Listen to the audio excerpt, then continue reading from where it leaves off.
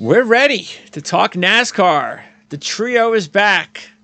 I'm not sure if it's one last time. That all depends if CJ's coming back after the season or not. We have one more show we're doing, and that's going to be to wrap up, put a little bow tie, neat little bow tie to 2022 next week. Before we do that, we're going to, of course, preview championship weekend in Phoenix with both Eric Smith and CJ Verdun. CJ, good to have you back. Thank you for having me back. It's good to be back after all the wildness that we've seen. It really was. And, you know, we can before we get started and everything, we just want to remind everybody that we have a new revenue model. No longer are we going to be pushing you to do anything at this moment of time at Patreon. Instead, we have a much simpler way, and that is we have the thanks icon on the bottom of every screen for every video. You can just click that. You can donate anything you like to the channel. And for this particular show or this particular sport or sports, that's very important because we're trying to increase our coverage to F1 next season, trying to get CJ on board full-time if we can financially. That includes F1, that includes IndyCar coverage, and also the ability for us to go out to a couple extra tracks. I mean, Eric's going to be in Phoenix this weekend, so maybe an extra trip or two. That would be really cool to increase our profile. And so we could actually do a couple of races live, do some reaction live video races, which would be really cool. And I can't wait till we hopefully get an opportunity to do that. So those are all the reasons. And then you could just also let us know, comment, any particular reason why you would like to donate or why you are donating. Maybe you're like an F1 fan and you want to see us talk more F1, and that's the reason you're donating $5, $10, whatever you want to donate. It's very easy and simple. We'll call you guys out after you donate, make you part of our channel and our community, and that's what we're trying to build here. So it's just the beginning.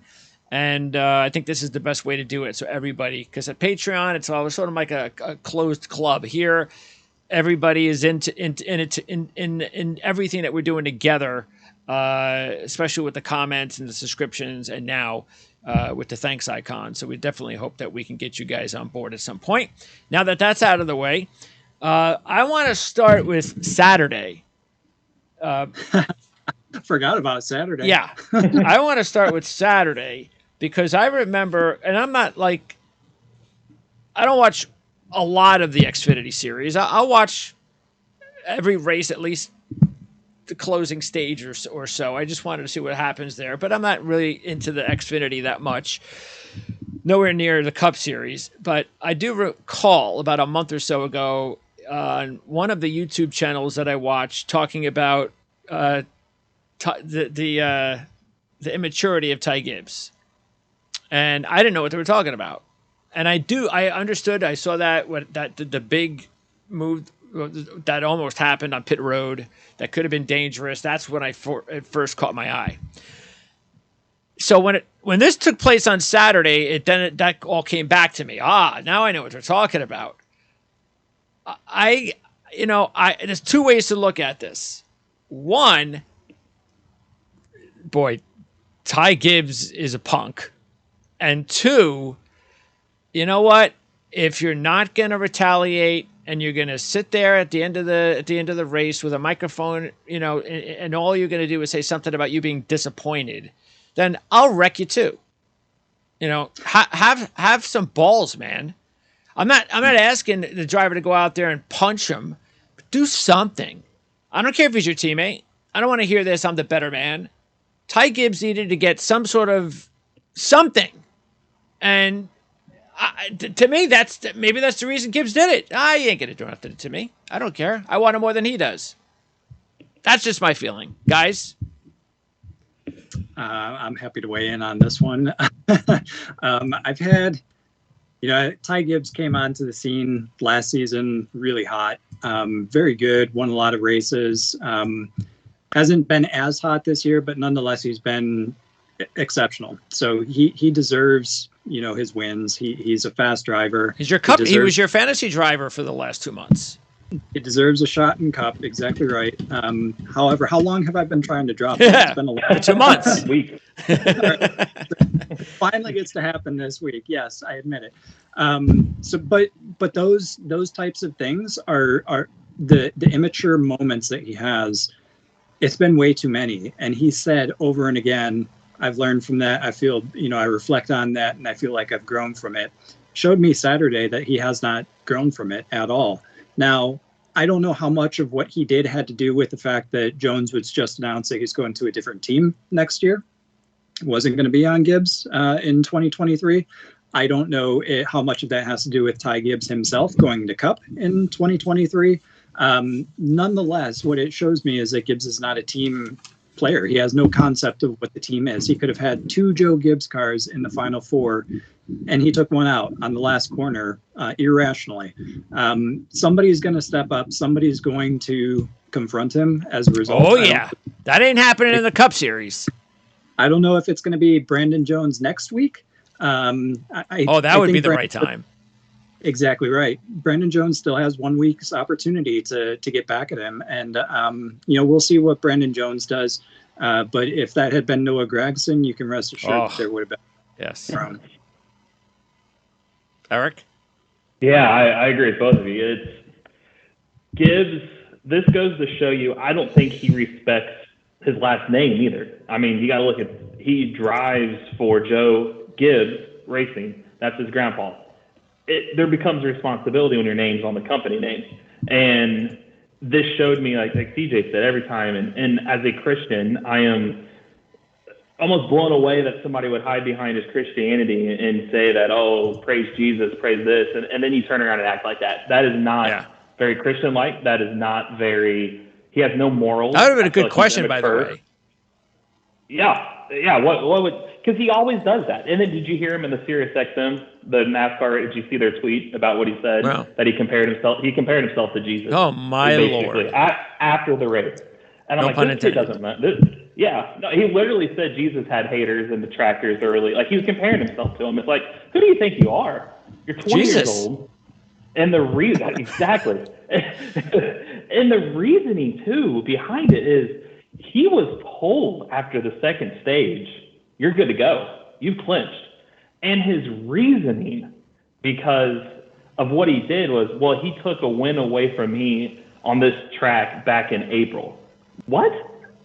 Well, you don't need to win. Your teammate has to win. He should have known when Brandon Jones, which to me, the underlying thing that I noticed too, when Brandon Jones, I think it was the third to last restart. We're nearing the end of the race. When he was second, he finally got to second. I thought, all right, here we go. He's going to start off on the front row. Gibbs is going to let him down. Why not start up high? Gibbs slow the low lane up. He comes down, and they take off, and he wins the race. When he chose third behind Gibbs, kind of told me, is there some beef here? Because why would you do that? And then he kind of moved Gibbs up to take the lead, which, again, if Gibbs was a team player, let him have it. Wouldn't you rather fight Brandon Jones for a championship than, I don't know, AJ Allmendinger or Justin Allgaier, 2 veterans of the sport? But instead, Eric, this is all about the teammate thing. This isn't about anything else other than the teammate thing. This is exactly what this is about. Yeah, which is fun. That's why he wasn't even thinking. That tells me his immaturity. Because you got to think long term too. If you're mature, like, well, if I let him win, who is also my teammate, it is going to help the sponsors for my grandpa's team. It is going to keep Toyota happy, which is we're the flagship team for my grandpa's team. And is C going to help me race a teammate for a championship rather than letting a veteran who can easily win the championship next week? Instead, I chose the selfish route and try to get payback because he felt wrong, all because he wanted a grandfather clock trophy. He's 20 years old. This tells me, you know what? Like CJ said, I don't think he's learned. No. Every time he says this, you look at what he did to Sam Mayer at the end of the Martinsville race in the spring. He punched him in the face. It's like this kid has not been put in his place yet. No. He's going to get a rude awakening next year when that's Kevin Harvick. That's going to be. Oh, I can't wait. He's going to struggle, and the one thing I noticed is I don't think he cares. I feel like he's now going to embrace the villain role, which, hey, look, we need a villain, He's going to be that guy that's going to come in the Cup Series and going to bring attention, and he's going to be the booed driver that people hate. I can't wait till he gets into it with Chastain. Oh, it's probably coming. But in the Brandon Jones case, I thought this is where they keep putting NASCAR in a tough spot. I felt, honestly, NASCAR probably should have said something, done something, at least coming into Phoenix, because you've now set the precedent. Brandon Jones is going to Junior Motorsports next year.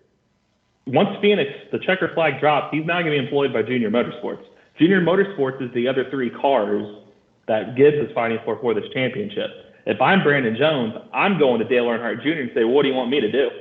I'm going to help you when I will. Because if he runs his teammate hard, he runs his teammate high, NASCAR can't penalize him. They didn't penalize Gibbs, so you can't penalize Jones. So I think it opens the door up to, if I'm Jones, what ultimate payback do you have? I felt he should have showed a little more emotion, like you said, but maybe that little more emotion is going to come in Phoenix and the mic drop and like, this is what he did to me. You didn't want it either. I hope so. Somebody has to talk to him. Somebody has to, whether it's his agent, somebody, and say, look. I do know his grandpa and his dad. Oh, go ahead.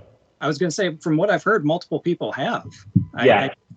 He's been sat down by a number of people and said, you can't continue to do this. You've got to learn from it. One of them has been his grandfather, others in the sport. I think Dale Jarrett probably took him aside at one point, if I'm not mistaken. Yep. And yet he comes out on Saturday after all those instances and still does it again, and arguably more flagrantly. Yeah, and they said Coy Gibbs, who is his dad, who's in a leadership position, when Christopher Bell won Sunday, they obviously had to have a person in position in the press conference, and he was asked. And he said that he didn't agree with his own son's moves, and they were going to deal with it internally and talk about it. Joe Gibbs said the same thing. So this week, they said they're going to sit him down, but like CJ said, they've done this before. Well, somebody also needs to sit down and talk to Brandon Jones, though, because somebody needs to make sure that he is going to do something, because this is not good for his image either. Yeah, I hope it's Denny Hamlin or Kevin Harvick or even Noah Gragson coming over to Junior Motorsports, or coming from Junior Motorsports, I should say. Those guys know how to earn respect and get it on the track. And like you, I agree. I hope it's one of those guys that can teach Brandon Jones how to stand up for himself. Chase Elliott even. I mean, he did a fantastic job standing up for himself when he got to it with Hamlin and Harvick a couple of years ago. So, any of those guys, once it gets up to the Cup Series, would be a good one to do it. But yeah, I think Jones, I agree. Jones probably should have showed a little bit more, but we'll see what he does on Sunday. Yeah, because you got to think too, Jones going to this 9 car next year, that's a championship contending car. If you're the other drivers in the Xfinity Series, didn't Jones just kind of make a statement that you can run over him and he's not going to do anything about it? You don't have to worry about repercussions. So I feel like Sunday or Saturday, he kind of has to do something. Mm-hmm. He has to. Or you're going to go into next year and he's going to be in a really good Junior Motorsports car and people are going to run over him, because that's kind of what they do in the Xfinity Series and Truck Series. You have some of these kids that instead of passing normally like you see them at the Cup Series, they don't have patience. They just run you over. So I think Jones just showed the world on Saturday, hey, run me over. I'm not going to do anything about it. I'm not going to confront you. I might say words about you, but that's not going to do. These drivers don't care. So he's got to, as weird as this sounds, this is why I thought NASCAR should have done something. He's got to do something for himself on Saturday. Yeah. He has to. And if I were him, I'd go to Junior. Like I said, I'd go first thing to go to Junior Motorsports. Like, how do you want to handle this? I know I'm going to come over next year. I need to do something. Little monetary. You want to cover my fine? There you go. I'm going to go. I like it. I'll go out the first lap and make sure for the next 199 laps, you've got the fancy of it year 3. So I mean, he could do that, right? I mean, who's going to tell him he can't? NASCAR didn't penalize Gibbs, so why would you penalize him? And I feel like Gibbs opened that door, and that's what I think. On the flip side, Gibbs going to Cup next year, it showed all these Cup drivers. You can see all the tweets. Eric Jones, Denny Hamlin, who he was even running for Denny Hamlin a day later in the Cup Series, and the 2311 car had a problem with it. So I think he showed his actions in the Xfinity Series that when he gets to the Cup Series next year, he's not going to get any breaks. People are going to run him hard. He's going to be a target. And yes. You were touching up on this too with the silly season thing, because not just because of Brandon, but also, and maybe this is a good segue back to Cup, because of Kyle. after what happened on Sunday. And look, it has to change. It absolutely has to change. It's the most ridiculous thing in the world. And who cares how this happened 20 years ago? It's always been this way. You keep changing everything in your sport. And I know the other series do it too. Who cares? Just take care of yourself. You're the biggest one in this country. You want to change. You're changing everything to be like more modern sports leagues. This is a big one. You can't have this. You can't have drivers changing teams during the season to other teams. It's just this. It's ridiculous. It doesn't.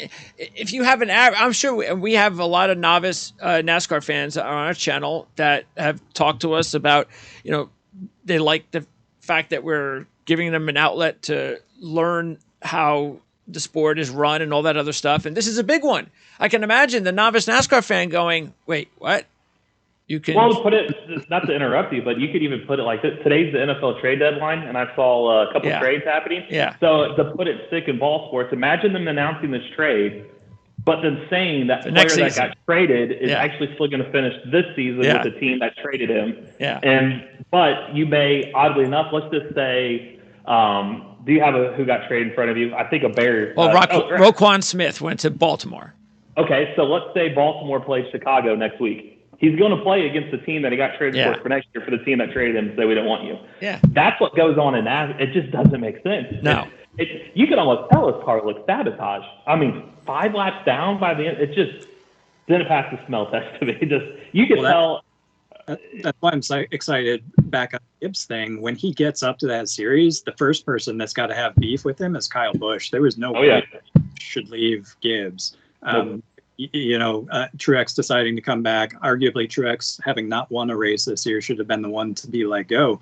But I think the first person in line to take a shot at Gibbs on the track next year should be Kyle Busch and Richard Childress equipment. So it'd be very interesting. But yeah, interesting how bad he was multiple laps down before the end of the first stage. Kyle Busch at a short track, 4 laps down? I don't think so.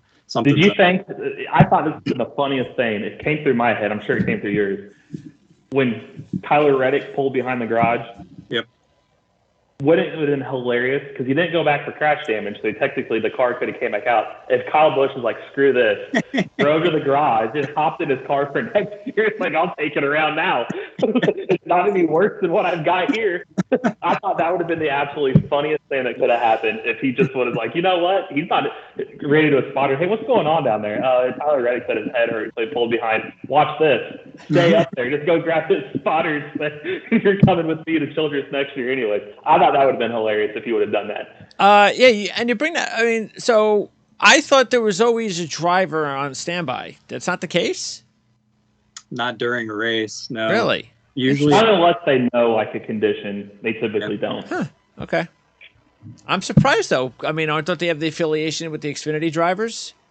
They're probably gone. Yeah, if they're there, they could probably have somebody, but yeah, they're probably all gone, like Eric said. Huh. Okay. It wasn't uncommon back in 70s, 80s that a car would wreck, but they fix it and bring it back out, and maybe the driver was somewhat banged up, or that they would pull another driver on site that was already out of the race to hop in that other car. Because I think, didn't Kyle Busch or Dale Earnhardt Jr., remember in Texas, probably 07, 06, when Kyle was with Hendrick and Jr. was with DEI? I can't remember which one, but one of them wrecked, and the other one hopped in the other car. I can't remember which one. I don't want to say it wrong, but it was either Kyle hopped in Junior's car or Junior hopped in Kyle's car, but it's happened. Other teams that just, hey, we need a driver, and they'd hop in. So I just thought Kyle didn't like, hey, I'm going to go take over that car right now. Stop me. Let's hey, it's not over. One more race to go. But Eric, you're in the driver's seat, fantasy standings. You pulled an Alex Bowman on us, and you are now up a couple thousand on me, 3,500 on CJ. Now remember the race coming up. This is the big one, and the points awarded are 1,600 right there, and almost 1,000 for second. So it's 2,500 right there. So in other words, if one of my drivers finishes first and second, just like that, we could be tied. and battling it out. But that's what it's going to take. Other than anything less than that,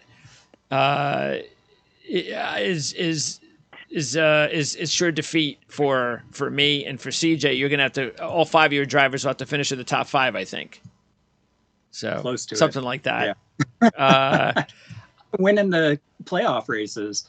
They were doing pretty well through the season, started off well with Cindric, but then when we got to the points going up, they just haven't been winning. No. So I kept thinking for a good 3/4 of the season, at least half the season, that you had the team to beat. I did too. Truex still hasn't found victory lane, and nobody in the playoffs. So yeah, remember, you thought he was going to win 3 times. You got to win it before the trade deadline. I said, "Hey, you want to make a trade with Truex?" You said, "Oh man, he's getting hot right now. He's going to pull off at least 2 or 3 more wins." Well, he should have won 2 weeks ago. Yeah, he was. I was going to say he should have won. Yeah, should have won. Ryan Blaney's in that group. Real incredible season, but yeah, look, this is going to make it interesting for next year's fantasy draft because look at this. I mean, Eric's top driver wasn't even drafted, and true. Eric picked up Chastain after the 4th race of the season, and who did he drop? You remember? It was either Bubba or Almirola. No, I kept Almirola for a while. Was it Bubba? No, I held on to him. Oh gosh, who did I drop? I picked him up. Bell. Yes. Was it Bell? Yeah, that's right. I had Bell. I forgot about that because he started off with 4. Yep, that's right. I had Bell and I picked up Chastain. And I picked up Christopher Bell, and he ends up being my top driver. That's what kind of season we've had in fantasy this year. Absolutely crazy. So, well, and who'd I trade you? Because I had Reddick and Harvick. That was the Larson trade. Larson, who did I get in return? I got Larson and somebody. I don't remember which one of my other ones. Let's see. That was where are we? Okay, so that was back on after race 6. Yeah, March. It was Larson and Kurt Busch for Harvick and Reddick. Okay, that's right. And I dropped Kurt. I was gonna say because my team didn't even start off, but I forgot I drafted Logano and Hamlin. So 2 of my top 4 weren't even on my team for the first 4 months. There you go. The first 4 weeks. Yep. And by the way, so now you get in your top 3, you accumulated week 5 on. What's that? I said, I think your top 3 you accumulated week 5. Oh on. yeah, it's really, if you look at it though, the last I think correlating with how hot you got. I've had all the bad luck happen to my drivers at the worst time, including Reddick in the last couple of starts, which is why I am dropping Reddick. So, and because we don't even know if he's racing. And to tell you the truth, why would he race? I don't even know why. It doesn't make any sense why he would race. So even if he does, I can't take the chance. I can't take the chance on Reddick driving a few laps and then saying I quit again. I know I'm taking a chance by doing it. You guys can pick him up. But I'm going to go ahead and drop Reddick. And I'm also dropping AJ. So I'm picking up 2 drivers. Now, the one driver I'm picking up is going to be Bubba. So there's one other driver that I need to pick up. And I know you guys will be fair. So I figured I'm going to wait until we talked. Have a little powwow here. So the 3 drivers that I'm debating on picking up are Cole Custer, Justin Haley, and Harrison Burton. And the reason being is that if you look at Custer, he was 16th earlier this year at Phoenix, and his last 5 Xfinity Series races, all top 10s. Second was his last Xfinity Series race here. Haley, 17th this year, 4 top 10s and 6 Xfinity races, 2 top 5s. And Burton, as crazy as it sounds, has actually been trending in the right direction finally this season. So he was 11th last week, so maybe he could crack into the top 10. He was good in 4 Xfinity Series races. So I figured out of all the drivers out there, because I'm just going to give it a wing with one of these drivers, because these are drivers that want to finish well. I mean, they don't care. I mean, they'd love a win. They'd love a top 10. They'd love a top 5. I don't think any of them can get it, but the AJs of the world and so forth. I just no. I mean, after last week. So, what do you guys think? Custer, Haley, Burton. How would you go with those 3, CJ? I would, Custer is an interesting choice because his teammate won the race, and he's been doing pretty well. For me, though, it's between Haley and Burton. I think both have been doing really well the second half of the season. Burton a little bit later. Like you said, he's been starting to come on. Last week was one of his best races I think I've seen him yet so far this year, though he does have a couple of top 10s and I think maybe one top 5, but those have come at tracks. So for me, it'd be between Haley and Burton, and given Burton's luck this year, I think Haley's got a little bit more consistency, perhaps a little bit more potential, especially with somebody like an AJ Allmendinger as his teammate at a track like Phoenix. I would probably put a little bit more emphasis on Haley, Burton second, and then Custer third. Eric? Exact same for me. Yeah, exact really? same. I'd say Haley's been under the radar. Yeah. I had him on my team. You did, and I think it was going into a few weeks ago. I can't remember how many weeks. Don't quote me on it, but he was one of 3 drivers that had a top 20 finish in all the playoffs, counting playoff drivers. So he had that streak going for a very long time. Yeah. So that's why I think he's ascending, and I agree. Like Burton and Custer coming along, but you want a safe, probably top 20 guy. You're not looking for a top 10. You're looking for a top 20. That's your guy. I feel like that's the safe. You want a top 20, a 17th, a 20th place finish that's kind of there, doesn't hurt himself. That's Justin Haley. That's the definition of him this year, I feel like, which is honestly to me better than I thought. So, well, and some who knows? The 3 drivers we just mentioned could be the next Ross Chastain. Very true. Never know. We don't know. You don't. Yeah. So, all right, that sounds like a plan. So I'll go with Haley and Bubba because and we're going to handicap the race here in just a minute. It's all about when it's not about the top 4, whether it's fantasy or thinking that a driver can win other than the top 4, which is still going to be hard to believe. You want somebody that really has a reason why they want to win, not just a regular driver. So that's just my philosophy. Would you guys agree with that? Yeah. Well, got to be hungry. Okay. All right. So last week you had actually 560 more points than I did, even though I won the race. That's because you finished, Eric, in 2nd, 4th, 5th, and 6th when it was all said and done. And so we'll see what happens. You can check out our fantasy standings and everything regarding what we did. And since this is the last week, I'm sending all of the season-long information over to Eric. So Eric will post everything that took place this season. So if you want to go back to everything that we did, we'll have it all there for you on this week and maybe even next week when we put it to bed. Okay, so now before we get into this week, we obviously have to talk about last week and a couple days ago and what happened at the end. That's the big story. So quickly, initial feelings of, or even right now that you've had a couple of days to think about it, Eric, gimmick, something that you think really great, really cool. It happened once, but let's not get this carried away. This can't keep happening. That's not going to be good for the sport. Or, hey, I love it. Let's just keep doing stuff like that.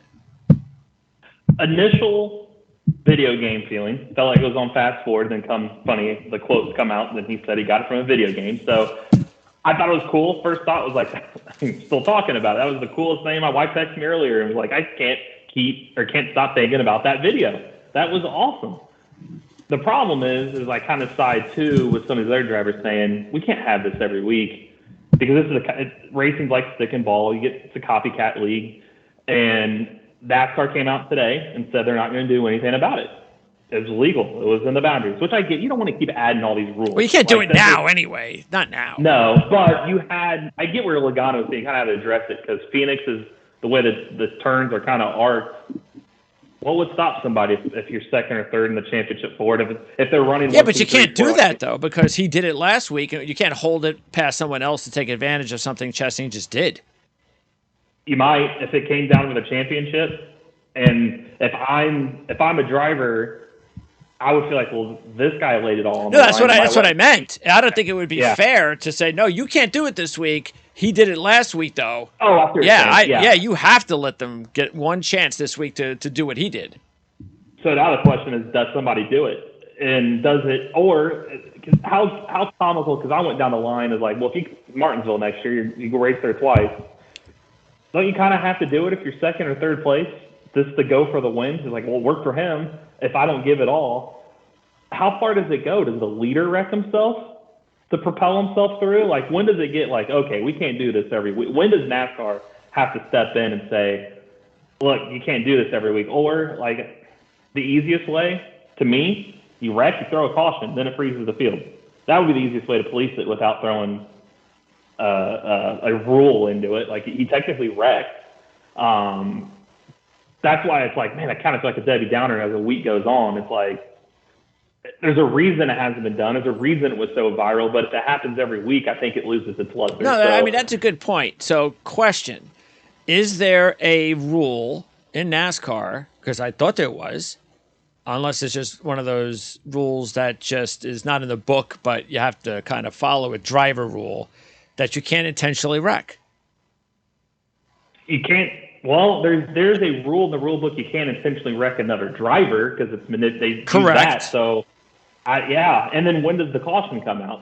Because we've seen far less cases where caution comes out, i.e. the All-Star race, that Blaney thought he won. They threw it out, the quick trigger. He technically wrecked. He admitted his hands were on the steering wheel. So where's the line drawn? I guess that's where it is. Where does the line get drawn, and where do you get, like, backlash for it? Like, oh, now you threw another rule. Now you're stopping fun. Now you're the fun police. But it's like, when does it stop? Because I could see it happening again this weekend, to be honest. I mean, you kind of have to.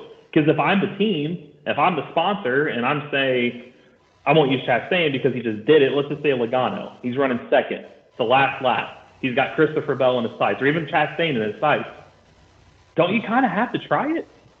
I mean, teams are insinuating. If you don't think you're going to win without it, sure. Yeah, and once they say, like, hey, you didn't give it all. He laid his life on the line and made it work. You just ran deep into turn 3 and you just lifted because it didn't work. Like, where's the line drawn? So I think that's my thing now is, how do we make this special? Because this is going to be highlight rules forever, unless you just keep happening every time. So where's that line? I don't know that answer yet, but that's kind of where my brain's gone as the days have gone on. CJ? Similar but different perspective. I agree it's going to be highlight reels forever, and it was awesome. I don't necessarily know how frequently it's going to happen again. I think Martinsville is a little bit of a unique circumstance because it was a cutoff race and because of the speeds. You're going to be going a lot faster at a lot of other tracks through the turns. It becomes a lot more dangerous. And this has been tried before, just not in the same way that Chastain put himself at the wall at corner entry. You know, people have tried to overshoot the turn, end up locking a wheel or sliding up off the line and into the wall. They've tried that before. It just hasn't worked because he kind of did the bank shot. What concerns me, and I was thinking about this yesterday, is that if Martinsville is a cutoff race again, you're going to have it again. People are going to be trying it again. So you almost have to have a rule for that, or move Martinsville on the calendar to somewhere where that last lap doesn't have as much importance. Though the way that you police it, and I thought of this as well on Monday, exact same thing as Eric, like he was in the wall for how long? Why didn't a caution come out? The only reason they didn't throw the caution is because it was the white flag lap. It was the last lap. If it had been the first lap of the restart of overtime, guarantee you that caution would have been out before he made it to turn 4. But it was just because we were on that lap. So that's how they can police it. And I bet you that's how they end up policing it, is through use of the yellow earlier. And they got to sit the guys down and say, hey, you know, this is our championship race. What happened last week was great for the sport. Thank you, Ross. But you guys, you can't be doing this. And here's why. And if you do try it, we're going to throw the caution earlier than we did last week. All right. Yeah, because I look at Phoenix, because remember that big arcing straightaway? I could see somebody, it's like, because it's more banked up there. What? Yeah. I would ride that high line all the way around, and that's where I was like, man, this could get. That's where I think where it gets almost amateurism is when the leader does it. When the leader purposely wrecks himself to block it, because we talked about like Daytona, you don't want to be the leader and how you make moves. Like, are we gonna? Is this opening the Pandora's box? It's like, all right, let's see who puts themselves in the wall or to second place. Like, you go ahead and wreck, and if you mess this up, I'm going below. And then I get some people the danger. I mean, you never know what can happen. I mean, these cars have proven they're not entirely safe, and that he took that risk, and it's I mean, I get it. You're within the boundaries, but you just don't want to see a championship decided by this. And plus, an underrated thing that happened, if I'm NASCAR, I'm going to Chastain and thanking him for two reasons. One, he kind of pushed the Ty Gibbs thing aside because that would have been a huge talk going to the championship for. And two, the underrated thing, Brad Keselowski got DQ'd. Yep. He finished technically fourth. Yeah, what happened about that? You know what happened? Because I was going over my fantasy stuff, and I was like, where's I have Keselowski. What happened? Why is he not in there? And I just saw DQ by it, and I was like, what happened? I think it was too low. Was the car too low, I think? No, it was a weight penalty. He was too late. So, but do you know when you get DQ'd, you lose your stage points, right? So Brad Keselowski finished 6th in stage 1 and 7th in stage 2. Hamlin won both stages, so this doesn't affect him. Ross Chastain was 9th in both stages, so you move him up a spot in each stage. How many points was he down in turn 2 before he made that move? He needed 2 positions. He won a tiebreaker. So, I looked this up. I wrote about this last night. The checker flag dropped at 5:45. If he does not make that move, let's say Chastain just doesn't do what he did, finishes 10th. Denny Hamlin's in. At 8:19, NASCAR announced that Brad Keselowski got DQ'd. At 8:19, almost 3 hours after the race falls, Ross Chastain would have been put back into the playoffs. Denny Hamlin out. Think of that PR blunder. Wow. Because that 2 extra points would have gone to Chastain.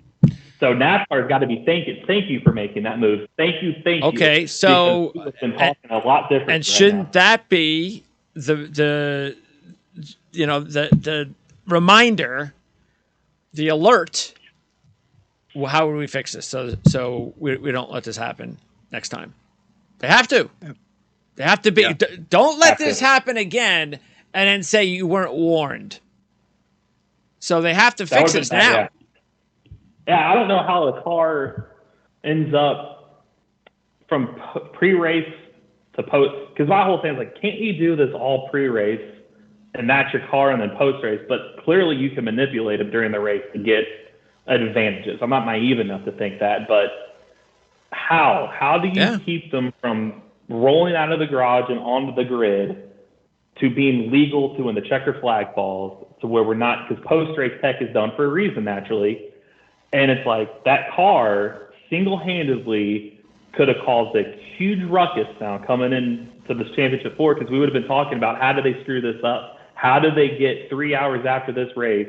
Fans could have been halfway home to realize Denny Hamlin, what you just saw, then he's back out. Chastain's. So I don't know, other than somehow making sure that this doesn't happen. I don't know before the race if it's. Well, what about the rule itself then? Do you just change the rule in some way? I think you got to figure out a way so when the checker flag falls, that's it. That tech is not gonna make or break. And you maybe penalize them the next race in some fashion. Yeah. Either you change the penalty or you do flagrancy. So, how purposeful was it? They know how it happened. It's not like it's so close in Formula One where they give the drivers their watches before they go step on the scale to add a couple extra grams. This would have been something that is pretty flagrant. So they figured it out. So either you change the penalty, that your points stay, and some other penalty is assessed. Results stay, so you don't mess up with fans, or you introduce some kind of flagrancy, which I would be against, because then you've got the whole transparency issue where so-and-so got busted and hit hard, whereas it sounded like the other person did the same thing, but they didn't get nearly as hard. So you have a consistency issue there. So I would go change the penalty. Yeah, because if I would be, let's say Hamlin, and that happens, who appeals? Because if you're Hamlin, I'm like, hey, you got to appeal this penalty. You got to help us out. You got to appeal it. Well, then now you got an appeal. Who's in the championship for? Who's not? Yeah. We're going into usually Thursdays. And then if I'm Hamlin, if they don't take it, I'm like, well, that disqualified car finished ahead of me. I want to be back ahead of him. Like, so where does the line get drawn? So it's a slippery slope that could end up in court. So get on top of it now. That? Yes, you've got to, because this would have been an ugly moment if we're talking. That's right. If Chastain doesn't make that move, we're bashing NASCAR probably right now. Is how do you let somebody 3 hours later? Like, can you imagine the dejection? I could speak of Hamlin thinking, hey, we're in the championship 4. They're celebrating. They're getting ready. Their sponsors are happy. And then 3 hours later, you're out. You didn't do anything wrong. Would have been more entertaining. His look after he realized that Chastain was, or that. Yeah. Which one? All right. Bottom line, it was a better race, clearly, than the first race at Martinsville. So that was good. But the whole short track program, anyway, it's got to change in some way next season. So I think we know that with the new car. So we'll have months to discuss that and follow NASCAR's procedure and what they're going to do to make short track racing a little bit better, even though we have a short track on Sunday. But still, Phoenix, what was Phoenix? What's the closest track to Phoenix, Eric? Probably Richmond and New Hampshire. That's the one they usually use as a measuring stick, I should say, for this one. All right, so there have been nine of the last 10 winners have started in the top 10. The only one that didn't in that run was Logano, and he started 13th. 5 top 5s, 2 poles in the last 4 out of that stretch. Model doesn't matter. Ford, Chevy, Toyota, last 3. When did they start having Phoenix as the final race? 2020. Okay, so this will be what, the third championship? Third. Yep. Okay. All right, so the whole idea, you know what? First, I do want to bring up the futures thing. How do you guys feel now about not putting a little bit of money on Christopher Bell at 100-1? Oh, I was 16 when I saw that. That was the first thing I thought when he won. I'm like, oh my gosh, he was 100-1 a day ago.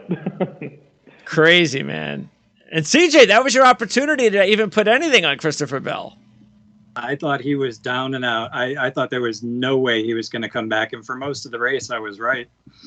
It's just crazy. It's like one of those things where, we talk about it with Logano, with the whole, is the stars aligning kind of deal.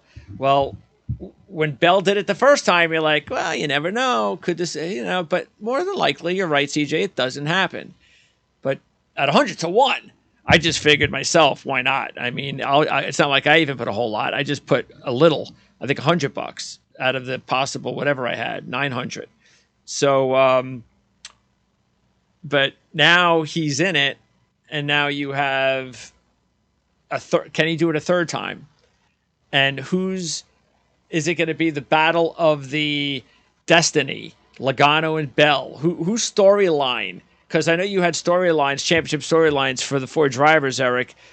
Whose storyline is bigger regarding that? Like if you had put a Hollywood script together, which one's better? And what would the order be 1 through 4? Probably Chastain, just the watermelon, 8th generation watermelon farmer. So you're going to put Chastain at the top. Okay. I'd say that's the best story, especially how we got there from last week. Sure. I mean, that video, from what I saw, the metrics were way more than the Daytona 500, like quadruple. Like 8 million people watch Daytona 500. I think right now they're sitting at 33 million views on this video from Sunday. And that'll be even better for next week.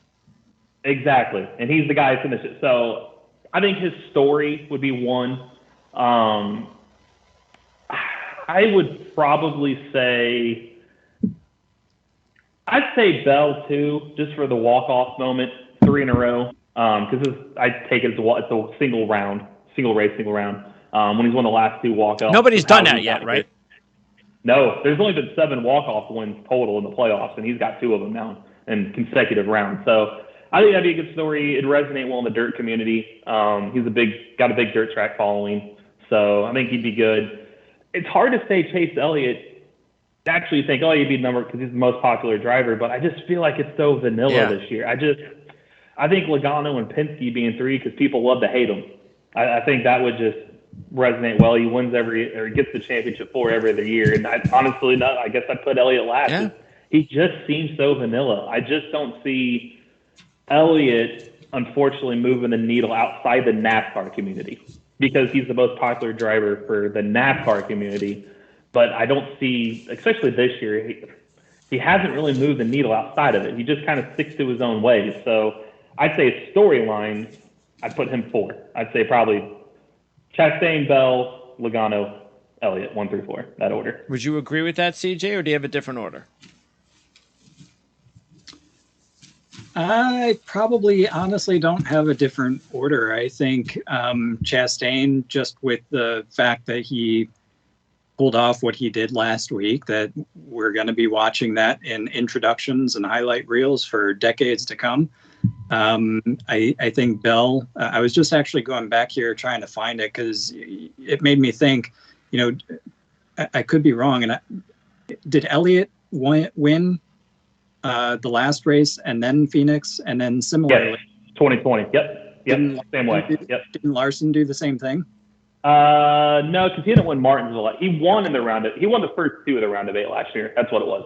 So that's where I was going wrong. That's why I would put Bell second, because that trend of winning that last walk-off to be able to get yourself in that last race, but Final Four gives you so much momentum for the actual finale. That's why I would put Bell second. I think, I laughed at Eric when he talked about Logano and even numbers and the numerology thing, but here he is, So it worked. And yeah, there's no story about Elliott other than the fact that he's really good and really consistent. Well, on the piggyback too, real quick about Elliott, I meant to say this last. NASCAR's got a kind of, oddly enough, they probably want him to win the most popular driver. They don't choose favorites, but if this is the year they don't want him to win, he's not in the Owners' Championship, which I know we beat that horse to death these playoffs. But if he wins, then that means second, third, fourth, whatever, is going to win the Owners' Championship, which is going to take another storyline away. So I think it's just too confusing to the common fan if Elliott wins the race and wins the championship, because you're going to add another wrinkle to it when I'd rather one the other 3 win, and we know they won the Owners' Championship and they won the Drivers' Championship, and the Owners' thing is kind of a moot point. We don't really have to talk about it unless some weird circumstance happens in the future. So I think Elliott winning would, as weird as it sounds, convolute things a little bit more.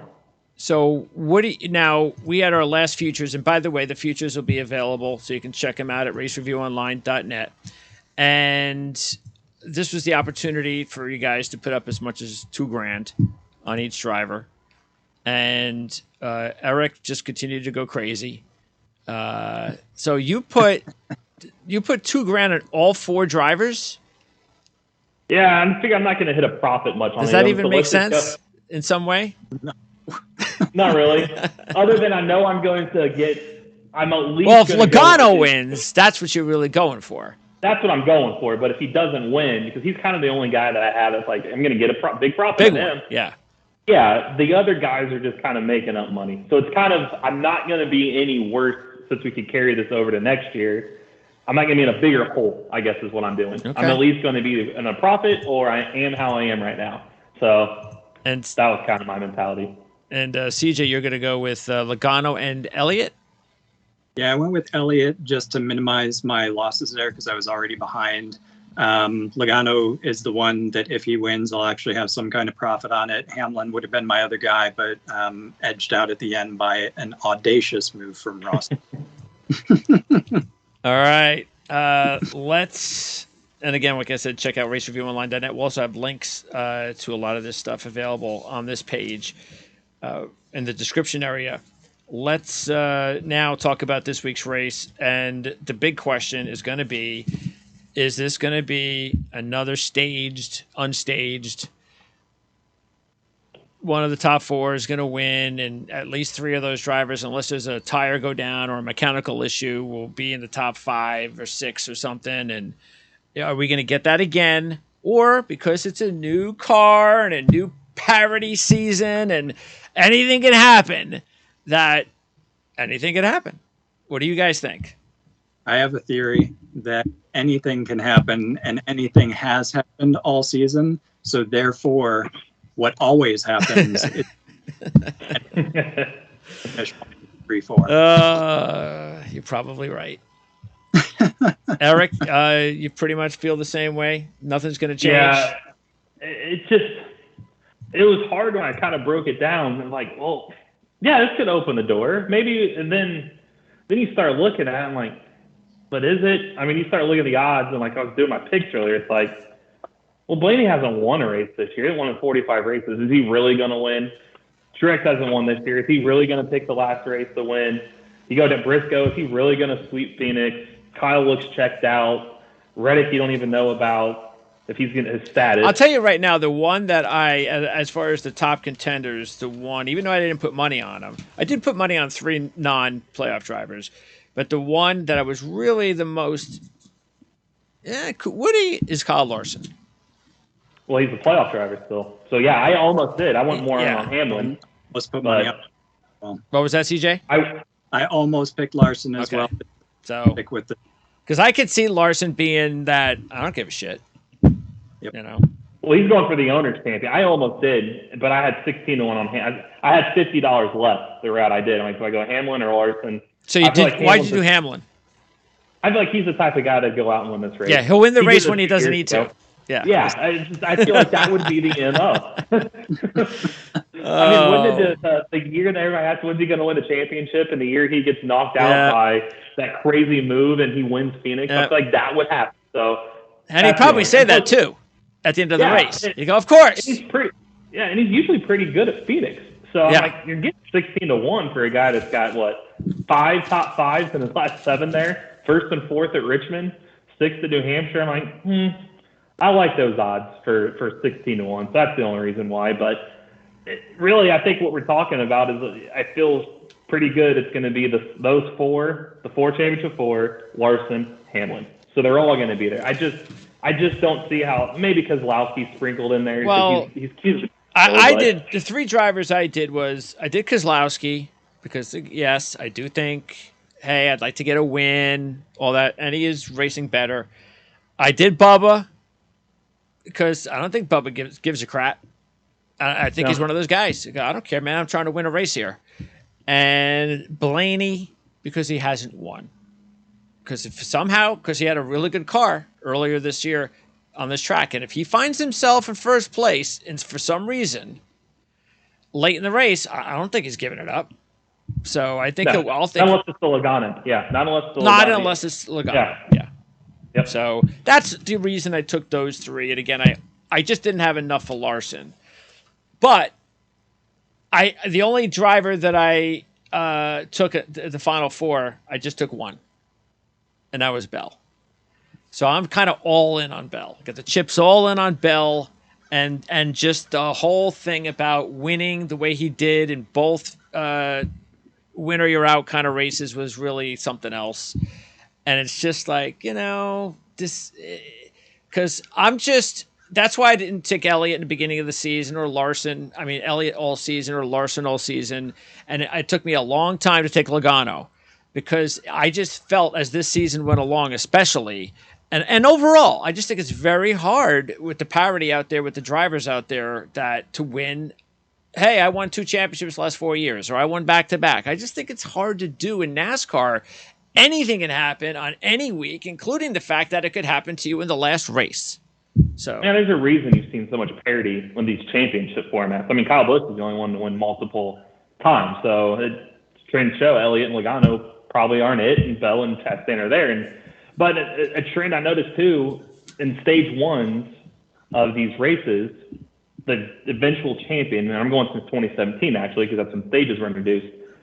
They finished 5th, 4th, 3rd, 5th. They're not stage even in the 1 top winner. 2. No, the champions. So in stage one, they're not the best out of the gate. So if you were going to live bet this, you might want to bet the third or fourth driver in the running order out of the third and fourth championship 4 guys. Because Truex and Homestead, when he won the title, was 5th. Okay. He finished 5th at stage 1. Joe Logano in 2018 was 4th. Kyle Busch in 2019 was 3rd. Chase Elliott in 2020 finished 3rd in stage 1. Kyle Larson last year was 5th. He was 4 out of 4 of the stage 4 guys. So most of them were pretty much slow out of the gate. Out of the other 3 playoff drivers, championship drivers. Yep. But then you get to stage 2, and 4 of the 5 years they finish either 1st or 2nd. Yeah, that makes sense. Because once you're up there, nobody's going to screw around with you unless it's a championship driver. So it seems like among what I'm noticing is the guys, which would be hard to do, if you're in the championship 4, and it seems like they're all in the top 5 by the end of the first stage, the ones that are 1st and 2nd, it's kind of hard to make adjustments when you're running that well. The guys that are 3rd or 4th, like, we got to do something to get up there, and it seems like by stage 2, they figured something out to flip the kind of the track position among the championship 4 guys, and they ride off in the sunset. So it almost seems like the worst of these guys that are coming out in this first stage is probably going to be the one winning the championship in the end, which doesn't that kind of have Christopher Bell's MO? Isn't that kind of what he's been in this playoff? Pretty much.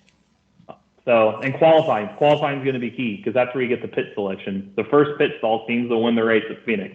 Kyle Larson did that last year. So it seems like qualifying is going to mean a little bit on Saturday again.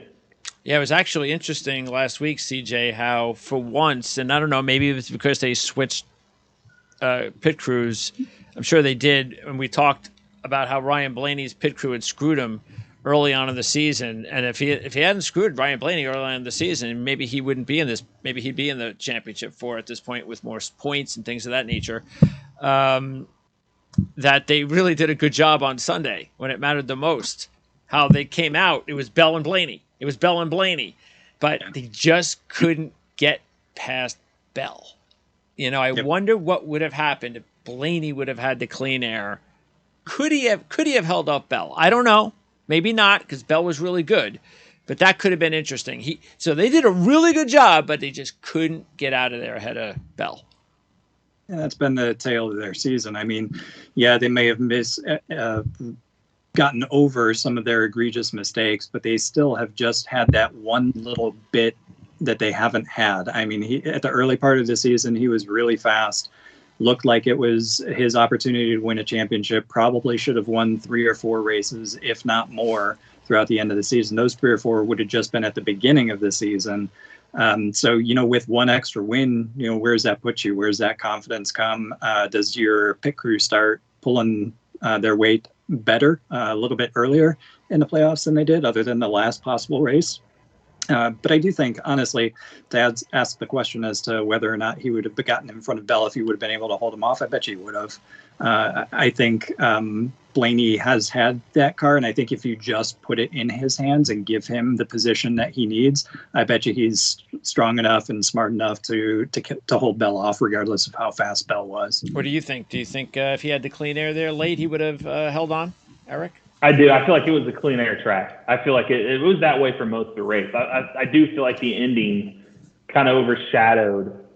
Most of that race was just hard to pass. They kept talking about it on the broadcast. I feel like we're talking more about the ending, but the first 400 some laps, the guy that had the lead, there's a reason they held on the lead. And Blaney's deservedly so was up there. I mean, he had a top 5 car. Yeah. Oh yeah. So yeah. I don't think, I agree with TJ. I don't think that Bell probably, I don't know if he would have, if they both are on 4 new tires and he had the track position, I think he'd have been tough to get by, especially knowing the magnitude of what he needed. And that would have been a lot more interesting, I think, if we had the last caution. I do applaud, because we've been talking about critiquing the pit crew guys for not taking chances, and you had several that did, and Briscoe and a few stayed out, okay, but that kind of screwed Blaney too. Because if that didn't happen, if he came out first and second again, which really is what happened, then, you know, it was the last one. Who knows what happens? Maybe he's a lot more aggressive and could have had some fireworks. You have to be. Yeah, you have to be. Coming on that restart is what it does. But I also think Bell winning also kind of worries me about the parity next year when you hear their quotes and what they said about the first race we were off. We came back and tested, and we weren't great, but we also had Hamlin's notes to go off of, and we can make all these adjustments. And that's why they said we weren't worried about starting 20th. We knew we had a car capable of winning. So that was my concern going into next year is you have this whole season of data. Sure. Then you're going to get a little bit more practice. How does this weekend play? You got double the practice time this week. And now instead of 2 split groups and 20 minutes total, and we have a 50-minute session. Now you've got an all skate. Now you've got more practice time. Bella's mentioned that's why he's gotten better. He can relay what adjustments he needs. They're bringing cars better to the track. So how much did the spring Phoenix race help? How much, which is another reason to kind of further compound on what we're talking about, how we see at the race, the championship 4, running 1 through 4. If you're a Blaney, a Harvick, a Truex, you got to think you got a team capable of getting here next year. Why not use this as a 312-lap test session? Saying that, hey, these guys are focusing on the now. We're not winning the championship. Let's just treat this as we're going to get 312 laps of data for when we come here next year because we're going to beat you now. We're going to not. So there's different games, I guess, you could play with this. So that's what makes me wonder how much parity. I don't know if we'll see as much next year for that reason. Well, I agree. I think where it could also is the road courses, because something's going to change there, and the short tracks. So they're still going to tinker with the car a little bit. So you would think that if in any way, shape, or form, the road courses kind of go back to a little bit more of a normalcy, then that's not good for parity. Then you get back to Truex and Elliott and Larson, So who knows? That's what we don't want to see. It's look, I know we talked about this last week. We can kind of wrap it up next week when we do it. But the fact is, it's just much better racing this year with the parity and everything. And unfortunately, they had the health issues, but I'm sure they'll fix that. I don't think there's any doubt about that. And as we've said, and I know you weren't here, CJ, but that's the thing that Eric and I are really just keeping our fingers crossed. And that is that whatever they do to fix the car safety-wise, that they don't tamper with the overall product, which has made the racing a lot better. Yeah, there's something about how the movement of the impact to the wall comes through the chassis into the seat and into the driver. I'm not an engineer, I'm not a doctor, but I'd be relatively confident that they'd be able to fix that inside the car versus outside. But I do completely agree with Eric. I think, and I was thinking about this over the past month, probably as I've looked back on this season. I think next year we're going back to the big teams have the data now. They're going to be the ones to beat again. You might have somebody like a Childress or maybe a Roush that close the gap a little bit, and maybe they there. But I think you're going to see Gibbs and Hendrick kind of walk away from the rest of the world again next year. All right, we'll see. I know you've doubted that all season.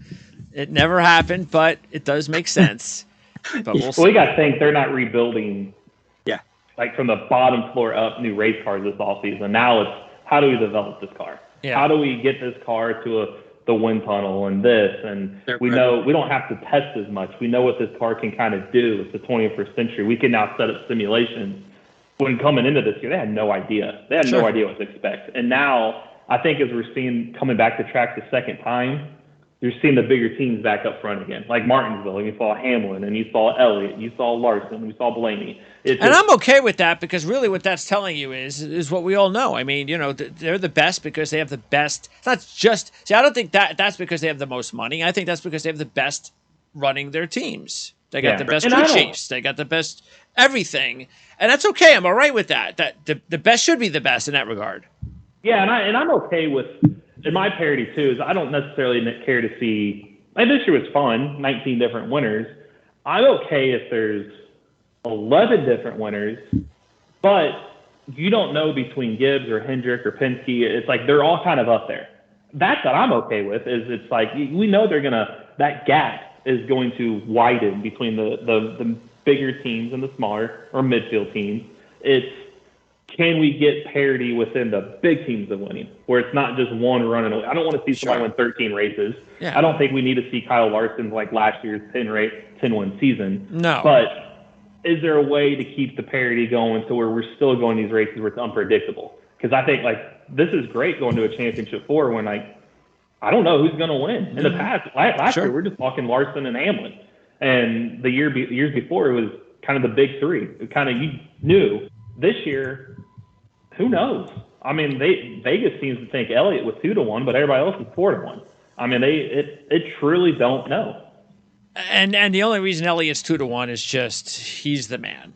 You know, he's got the name recognition. He's the best driver out of the 4 right now in their careers. In everybody's career, he's at the top. So I can understand that. All right, so let's go over your picks. CJ, all right, so interesting enough, none of us took Elliott. Now, CJ, was that only because of the odds?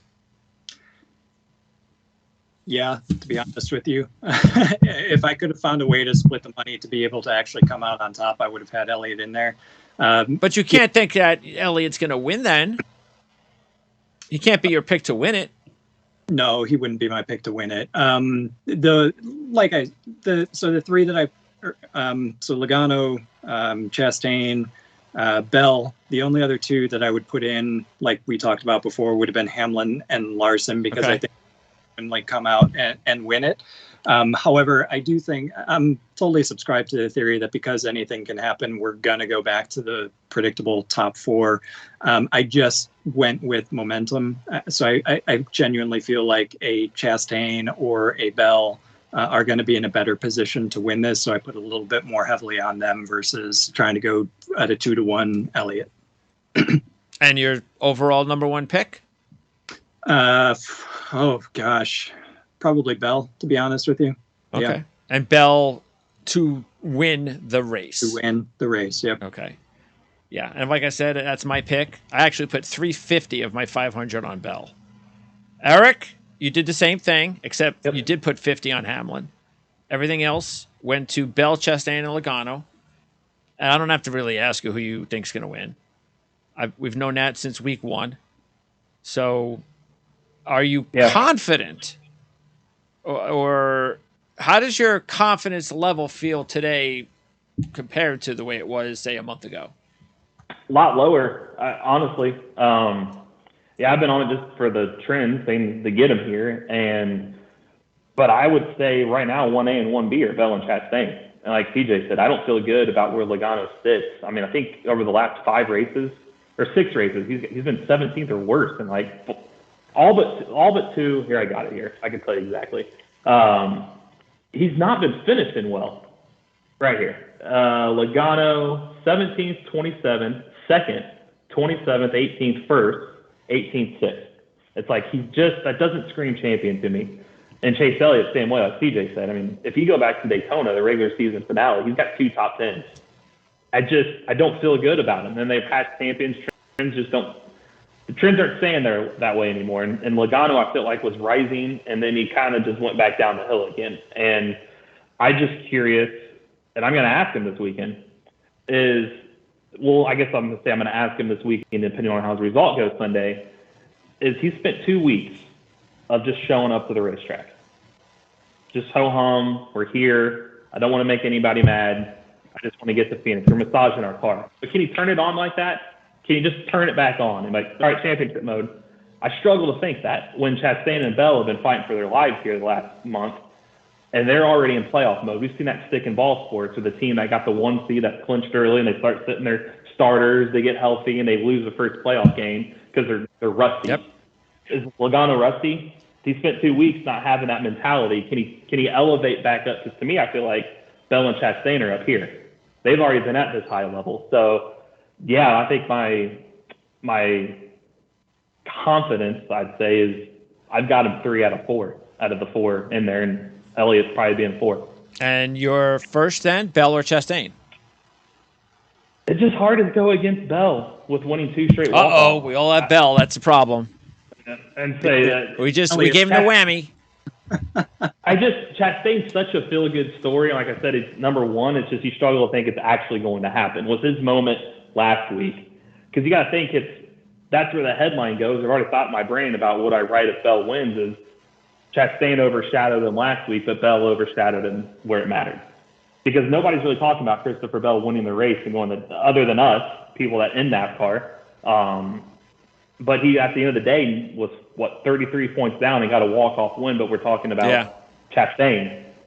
He can have the mic drop moment Sunday. Hey, I won the championship. You can't take that. So I just feel like that's his moment. It kind of is all right in that direction. So all right, we'll see. But fair enough. And by the way, anything that happened, CJ, in the first race that we can take into this race with the playoff, the championship drivers? It was dominated by 2 guys, so I anticipate it being dominated by 4 guys this week. You had 2 guys lead over 100 laps. I think somebody else maybe led 50 or thereabouts. It was basically a 2-person show, so I think it's going to be a 4-person show, likely on Sunday, unfortunately. Yeah. Sorry to be down. I hope. Look, and I certainly hope these analysts talk about it. Do you think they will? No, they're going to be up. This is the championship finale. It's going to be the most exciting thing since sliced bread. And you're not going to know. Yeah, outside of the 4, you're not going to probably know anybody else is in the field. You won't know who else is there. It's and they won't talk about it. Yep. No, they're only going to talk about Chastain's move last week, which they're going to still strike with that iron pot, and the Ford Championship 4. All right. That's probably about all you'll probably hear. Right. Okay, so again, we are going to wrap everything up sometime next week, more than likely, and that'll be it for NASCAR for 2022.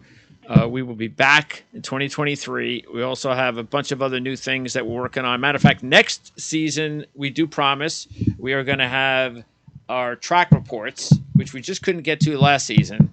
But Eric's going to put together a track report, a little mini track report, just a couple of minutes. So then every time there's a race at a specific track, we're going to have it canned and ready to go. And it'll be a video will pop up and tell you all about the track and what the track represents as far as drivers, who's hot, who works there, who doesn't, what kind of track is it, all that kind of stuff. So that'll be really cool. That'll be the one part that we're going to improve on for next year's NASCAR. And again, like we said, we have the new feature, the thanks feature icon. All you have to do is hit that at any point. You can hit it on any of the other shows as well. If you hit it on, because once the NASCAR season's over, if you're still interested, you can hit the thanks icon on another show we do. Just let us know what it's for. Say, hey, this is for NASCAR. We really hope that you guys, or it could be, again, for F1. It could be for IndyCar. These are all things that we're trying to build upon here on the channel. And the more help and donations we can get from you guys, then that just gives you the opportunity to be a part of what we're doing. So sort of like a sponsorship opportunity for you guys to be sponsors of our channel, and that makes you part of our channel and I guess our family, and that's definitely the way that I would put it, because we can't succeed here on this channel without our viewers. So CJ, appreciate it. I hope we get to talk to you a little bit more next year. Hopefully we'll get a little bit more bang for our buck, whether it's through the thanks donations or I can find a little bit of money under my mattress so we can, because I know you're getting compensated from another business that I won't name. So if we can steal you away from those guys part-time, that'd be great, because we certainly would like to add some F1 coverage to our channel, and appreciate whatever time you're able to give us either way. I enjoy being here. I thank you for having me. Always a pleasure coming on. Thank you. And what is going on with you? What is to wrap up the NASCAR season? Wrap up the NASCAR season. We got 3 races this weekend, so I'll have my normal truck, Xfinity, and Cup previews up, and then I will have NASCAR Barometer up on probably Monday. Really more focused, less on the race, more so on the whole season going into 2023, unless 2023 is so detrimental or so foreboding that the big teams are going to take over. Maybe something good in the race will happen, but we'll see. It'll be more focused towards who's going to have the momentum going into the winter, put it that way. And then what's the easiest thing for them to do is just rotowire.com. Best way to go. And then click in the racing section. You'll see everything that comes up. And actually, with F1, we got a couple F1 races left to go. This is, I think, the first time in history that F1 isn't done before the end of the NASCAR season. So, but this weekend, all about NASCAR, no F1 race. weekend. Trucks, Xfinity, and Cup. When's the F1 season end? 2 more races to go. We got Brazil, not this weekend, but the following weekend. And I think the weekend after that is Abu Dhabi, the finale. And then you're going to get all excited about soccer. Soccer is getting ready. Soccer in November. It's strange. Yeah. When does the World Cup start? It starts in like 2 weeks. Wow. Here. I want to say like 16th or 17th, and Black Friday is the day that every American's going to want to have on their calendar. USA versus England on Black Friday. Ooh. Is that the first game? That's the second. The first one is against Wales, and then we've got Iran as our third. Okay. So when does that start? When's the first one? We're the second day, so if it starts on the 16th, we'll play on the 17th. If it starts on the 17th. Time difference? How much? They're trying to put them, it's like European time, so they'll be a little bit more toward like 2 o'clock in the afternoon, noonish around then. And then the night games, when we get later on, will be a little bit later in the evening. Okay. So if it's a weekend or a Friday, people can take off early for work. If it's a Friday, weekends are different. But hey, it's the World Cup. Everybody takes off to watch these that's games. true. Even if it's a Tuesday or a Wednesday, you're right. What am I thinking? Work, yeah. It's even. Yeah. And Eric, of course, you're heading to Phoenix. So this is not it for you for the season and for us. So we have to figure out a way to extend our coverage here. And as soon as you get there, we'll figure it out, and then we'll talk probably at some point. What do you think? Saturday, Friday, Saturday, Sunday? You'll only be there, what, Saturday, Sunday? Yeah, I fly home Monday. Okay. So we'll do something on Saturday, maybe. Yeah, and I had a race morning. Might get some traffic race morning. Okay. So look out for that. Because I know there's 2 Cup Xfinity qualifying and the Xfinity race Saturday. So, yeah, I'll look at the schedule and see what press conferences and stuff are. Eric will be live from Phoenix be there next time we talk. So, Eric, appreciate it, obviously. RaceReviewOnline.net. Check it out because he has everything going on for the race, and he'll have extended coverage with him being there live. And like I said, we will be back to talk with Eric most likely on Saturday. So check back on Saturday, and then we'll be back next week to wrap up the season. So, for CJ Verdun, Eric Smith, I'm Greg DePalma. We will talk to you in a few days here on our Prime Sports NASCAR show here on Prime Sports Network.